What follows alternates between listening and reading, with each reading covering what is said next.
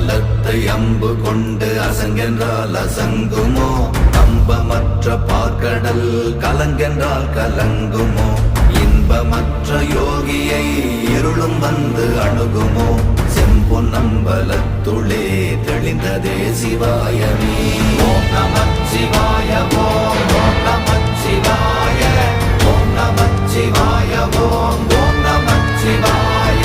ஓம் நமச்சிவாய ஓம் நமச்சிவாய ஓம் நமச்சிவாய ஓம் நமச்சிவாய